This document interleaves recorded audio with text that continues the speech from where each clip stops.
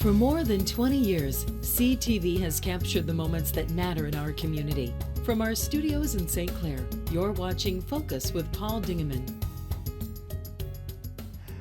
Good afternoon and welcome to another edition of the Focus program. My name is Paul Dingeman. We are glad you are here. Got some really important information for you today. First, we've got two fine representatives from the St. Clair Library System. I always got that right. St. Library System. And then Mr. Path, Stephen Path from the St. Clair Art Association will be along to talk to us about the 51st annual St. Clair Art Fair. Let's begin with Allison Arnold, the director of St. Clair Library System, and her bodyguard, Denise Brooks. Nice to see you. It's good to see nice you to too. see both of you. There's a new thing happening this summer, and it's called, this is the Summer of Millages. Yes, it is. And there is about 7,500 different millages on the ballot on August the 2nd. They're all important, but the library is also very, Right. very important. Yes. Yours is the most important. Absolutely. That's at least in front of me today. That's right. Okay. So we need to talk about what this millage is and why you're proposing it, and go from there. So All right. I want to let you guys sort of take the floor here, and we'll just have a little conversation. And All righty. Well, the library is on the ballot because our current millage, which is the funding that makes the operation of the library possible, has expired. And so we are asking our communities to support continued funding for the library so that we can continue to offer the great programs and materials and resources that we do already, but also to build upon those and create more sustainable, supportable activities and become more part of the quality of life of the communities where we serve. One of the things that we are looking for with the millage is to be able to offer some more robust services. For the past 8 years, we've been able to provide very good program, in-person program as well as online program. We've been accelerated a bit into the online world because of COVID, of course. Yeah. Yep. But we want to be able to utilize the power, the buying power of the dollars that were granted by the community. And as costs continue to increase, though that buying power has actually either been flattened or starting to become difficult for us to maintain what we want to do with our community. So we are asking for a millage of 1.2 mils. And what that will do is that will allow us to continue to have a very successful, excited, passionate staff at all of our branches. And through that staff, we'll be able to develop some new programs, some new services, as well as to build up and support a more robust collection of materials. And that, and by that I mean not just the print materials, but also the electronic materials. And that encompasses e-books, audiobooks, streaming media, as well as our information databases where you can pursue your wants and needs for lifelong learning, whatever your age is, so that you can take classes through our Gale courses, or you can supplement your language learning through our Mango Languages program. wow. And then we'd also like to really put some more effort and focus on literacy. We know that the schools do a wonderful job keeping tabs on the literacy of the school-age child, the young adult. The library does a great job with the 0 to 5 and our partnerships with RISA, with the Dolly Parton program, that sort of thing. But we are seeing that part of the literacy concern in St. Clair County has to do with parents and adults that are struggling or maybe not up to where they could be, which affects their ability to get work, which affects their ability to transition into more challenging work, and it also affects their ability to sit down as a family and read together. So it affects their children. So we're hoping to utilize some of these funds to create a better opportunity for people in the library system. And as you know, and we've talked before, there are 11 branches in our library system. All of those branches are governed by a library board of directors, and the library board has always been very conservative with how we spend our money, so you get a really good bang for the buck. We are very efficient with the use of our monies. What we're running into, though, is of course the rising costs of doing business. Right. So that's kind of where we are with the reason for the millage. One of the struggles that we have is that this millage does fund almost 80% of our entire Wow. operating budget. 80%, wow. Yes, yes. And so without the millage, we wouldn't have that great staff person that you connect with to get the information that you're after, or that movie that you want to see, or that piece of information that you need to improve your computer skills.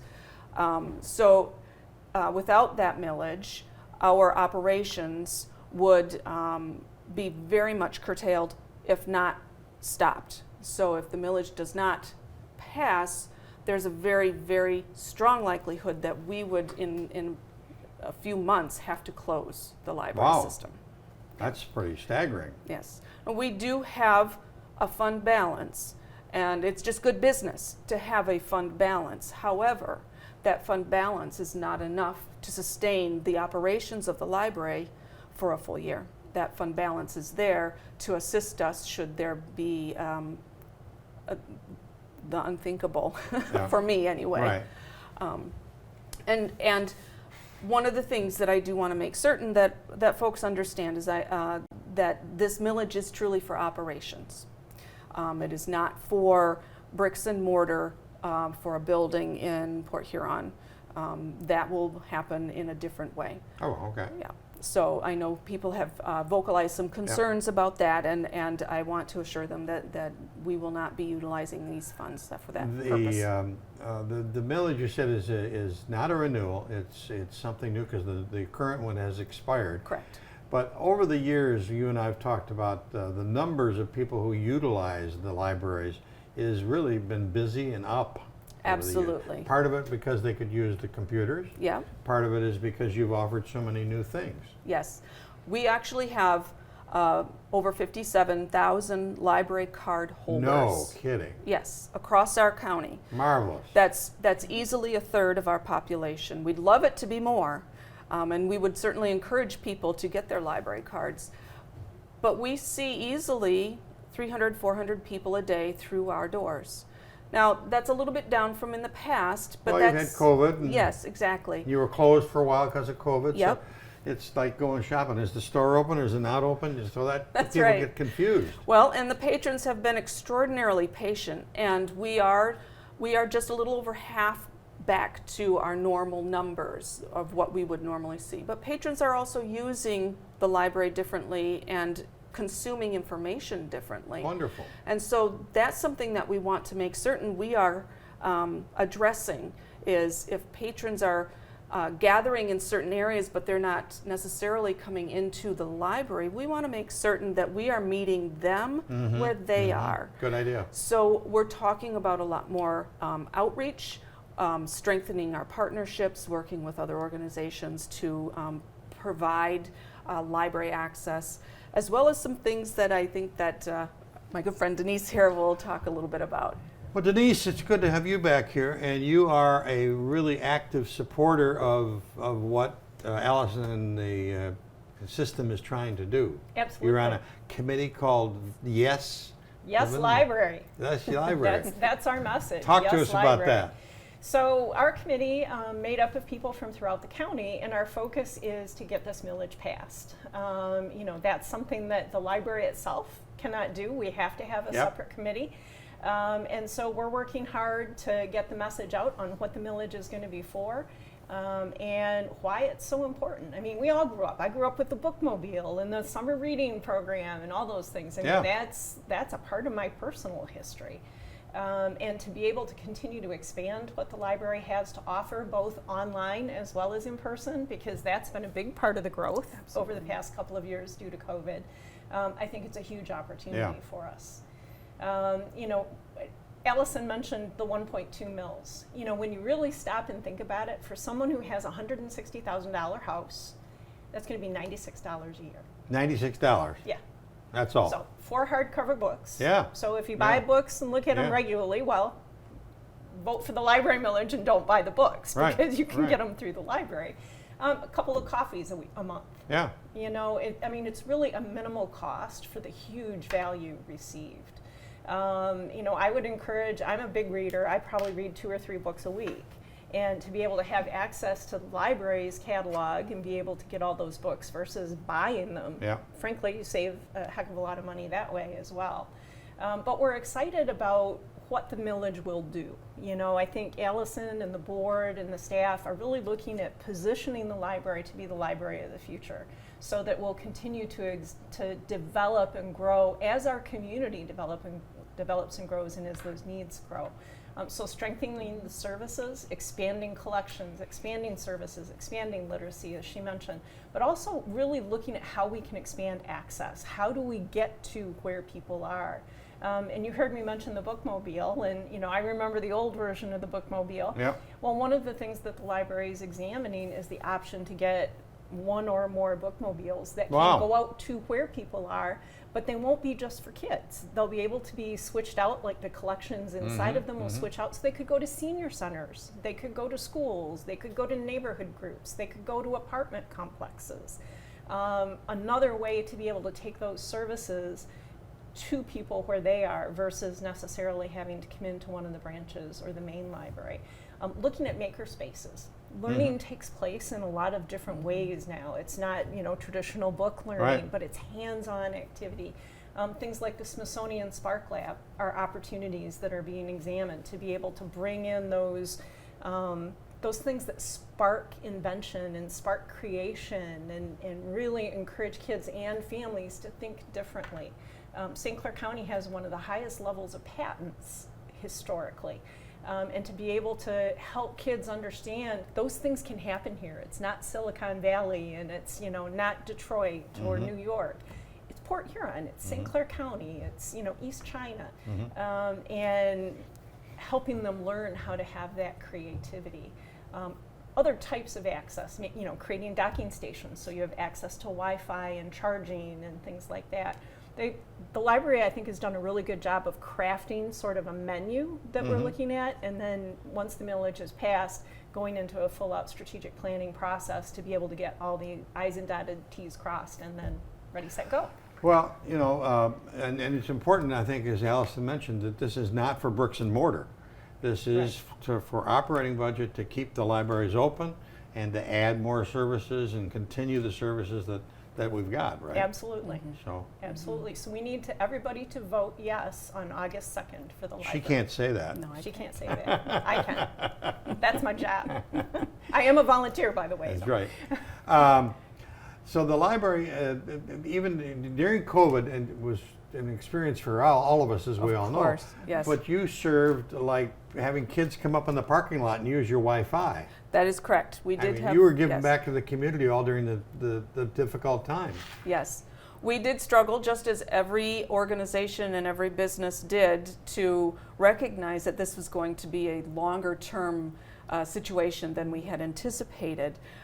So we did develop the ability for people to come and use the Wi-Fi outside of our buildings, but we also have we developed a curbside service, just like a restaurant may have. And some of those services that have come up and cropped up because of COVID, we're taking that silver lining and saying, well, this is something that could still be very viable as a service for the library system, and hopefully be appreciated and definitely, you know, used by our patrons.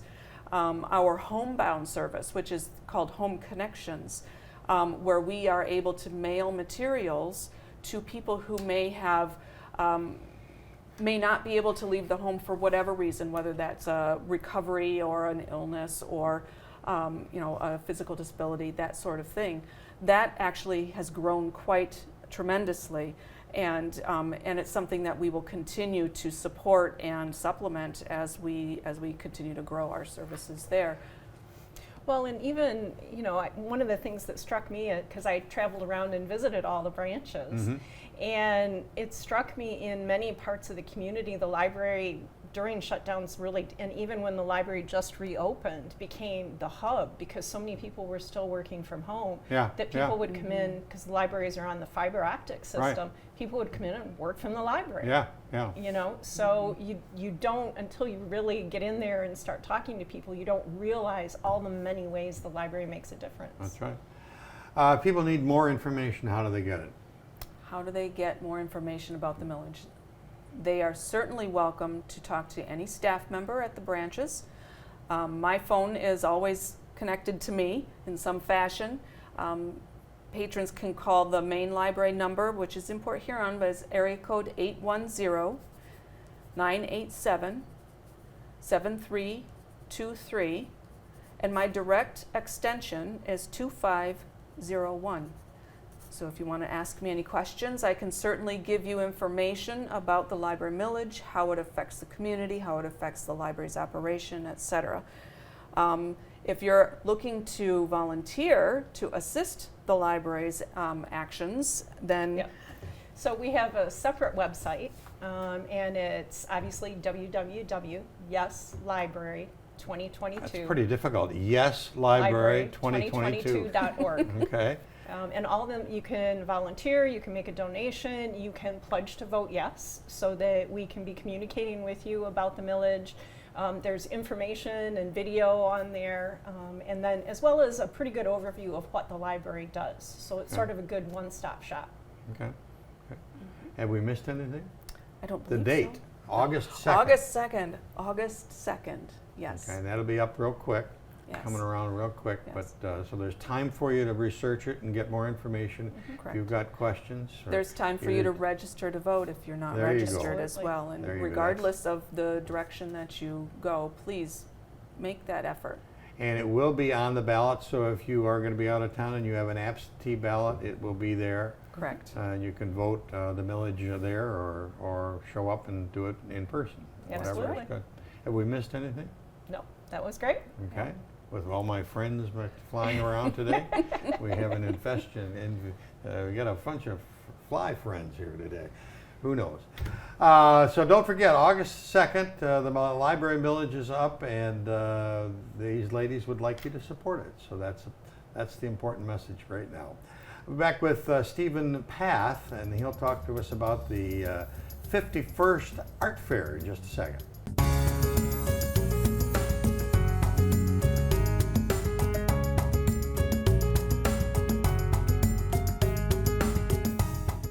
Well, welcome back, and we are here with a man who is really, really busy this time of year, Stephen Path. Nice to see you. Welcome back to the Focus Set, sir. Thank you. Glad to be back. You are about ready to launch the 51st, and I'll hold the sign up, 51st Annual St. Clair Art Fair in St. Clair. Talk to me about it. We're really excited about this year's event. It is the last full weekend of June the 25th and the 26th. Okay. And it's going to be located in Palmer Park, downtown beautiful St. Clair. Is everything going to be in the park this year? Everything is in the park this year. Great idea. All the booths. Great idea. There will be music, and that will be in the Plaza Courtyard. And that'll be Friday, Saturday, and Sunday. And all the booths will be over in the beautiful park along that gorgeous boardwalk. It's been originally 51 years ago, the whole thing was in the mall, and they had great big wooden boards that they moved in and moved out and did all that stuff. They're up and down the hallways. But to move across the street you've got the best world. I mean, you got the river, you got the trees. It's really nice. It is really nice, and we have shade. Yeah, right. For that sunny day, sunny weekend. Right. No rain. right? All but sun.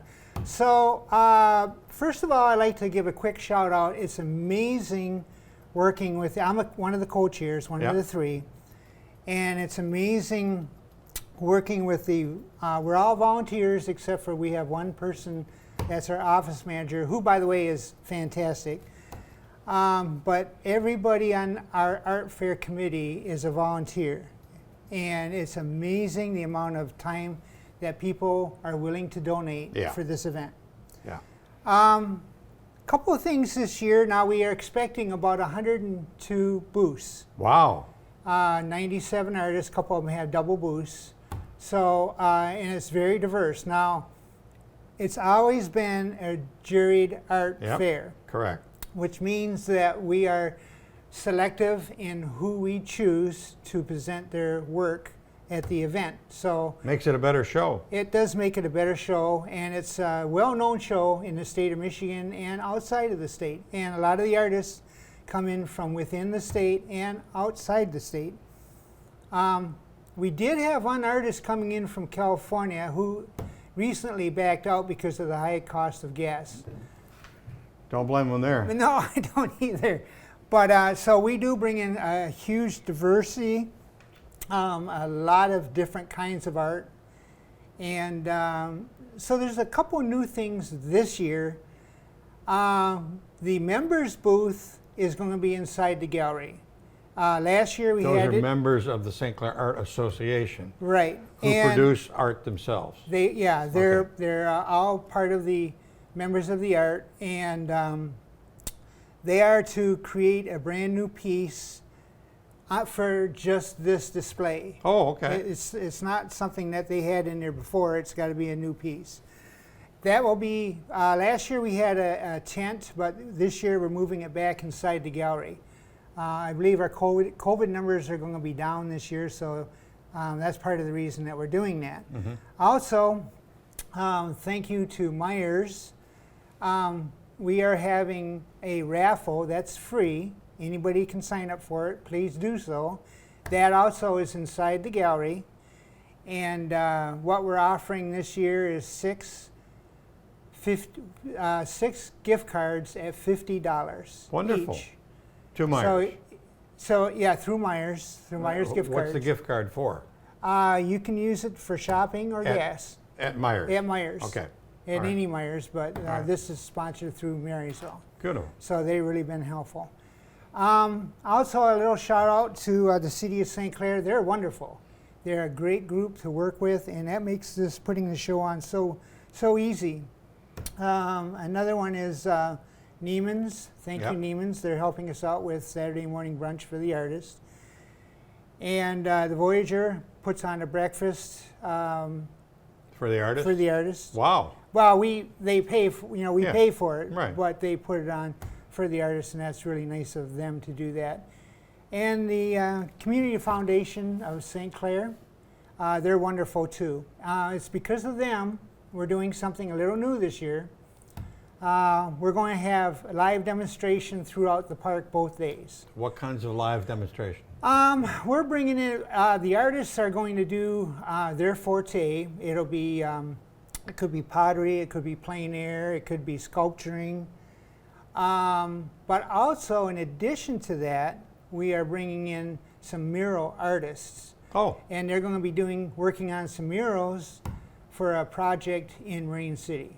Oh, wonderful. But they're going to be doing the murals in the park, so people can watch them, you can talk to them, you can mingle with the artists. And there are some of the artists that are coming in for the event is also going to be demonstrating. So there's going to be a lot of demonstrations, and feel free to talk to us, ask questions, and have a real good time. There will be food trucks if you get hungry.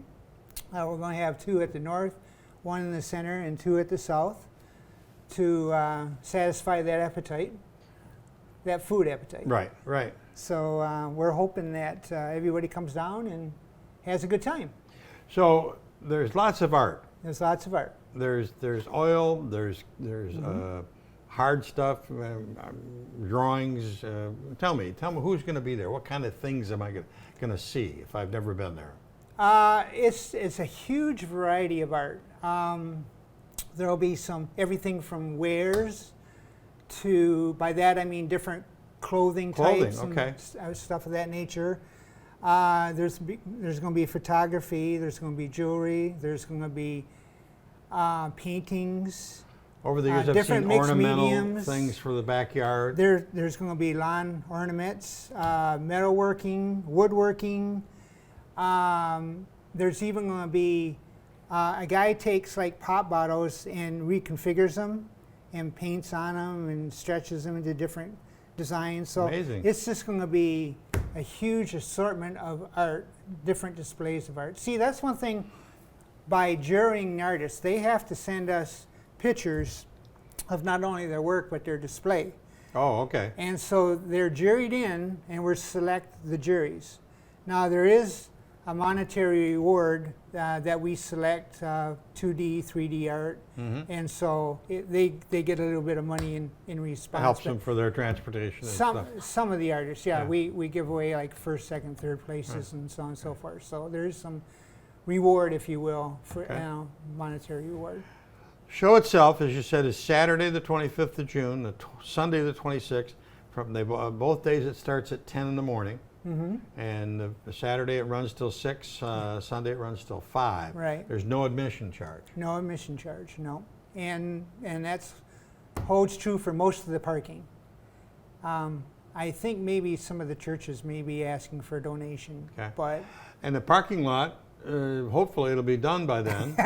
we're hoping. We got our They've been fingers. working. They got part of it done. They so got part that's of a it wonderful addition. at the plaza, yeah. Yeah. And we have some additional parking too throughout the area that we've worked with a couple of businesses and stuff to try to accommodate, because some of that parking lot is under construction. Yeah. So, But it's going to be a lot better than it has been. yeah, well, we hope. Yeah. Yeah. So, did we miss anything?